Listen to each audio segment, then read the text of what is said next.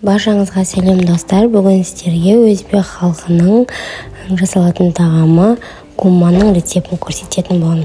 Осы рецептпен жасап көріңіздер, өте дәмді, әрі жұмсақ болып шығады. Ең алдымен ыдысымызға жылы сүтті құямыз, оның үстіне сұйық майды құямыз, және тұз және ашытқыны қосып, барлығын жақсылап араластырып аламыз. Ұнымызды алдын ала електен өткізіп, жұмсақ қамыр илеп аламыз.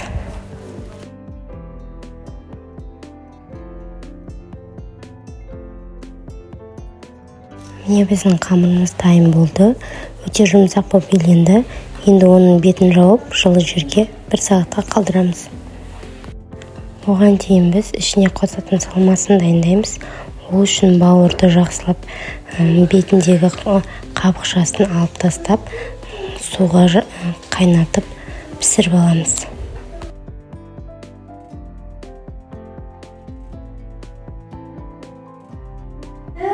Бауырды пісірген кезде оны бөліктерге бөліп пісіргеніміз жақсы, өйткені іші піспей қалатын жағдай болмайды.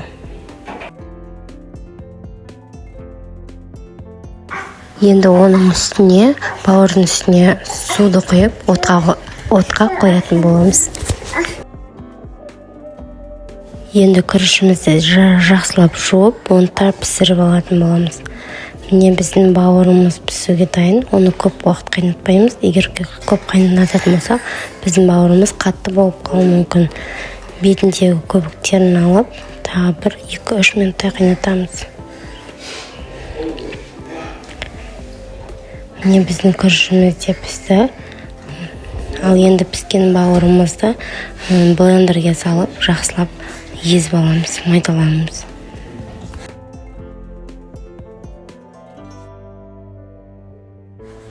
Енді бауырды үгітіп болған соң, оның үстіне піскен күрішімізді салып, тұз, бұрыш салып, дәміне қарай жақсылап барлығын араластырып аламыз.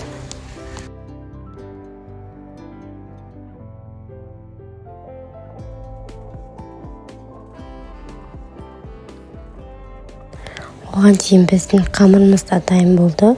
Міне әдемі болып көтерілді. Енді оны ыдыстан босатып, кішкене бөліктерге бөлеміз.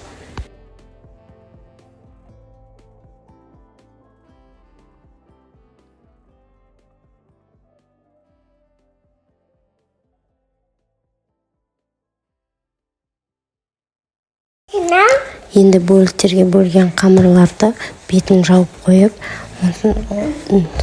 оны жайып, біртіндеп жайып отырып, біздің гуммамызды түйетін боламыз.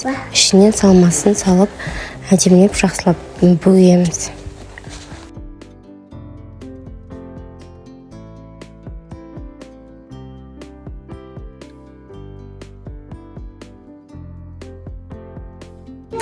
Енді оларды біз пісіруге кірісеміз. Майды қатты қыздырмаймыз. Егер қатты қыздырсақ, біздің гуммамыздың іші піспей қалуы мүмкін. Бір жағы қыздырған соң, екінші жағына да аунатып, солай пісіріп аламыз. Барлығы піскен соң, оны қағаз сүзгіге сүзіп алатын боламыз. Міне достар, біздің гуммамыз дайын болды. Міндетті түрде жасап көріңіздер. Міне іштен қарасаңыздар, піскен, әдемі болып шығады. Өте дәмді болып шығады. Міндетті түрде жасап көріңіздер. Видеоның соңына дейін қарағандарыңызға рахмет. Қош сау болыңыздар.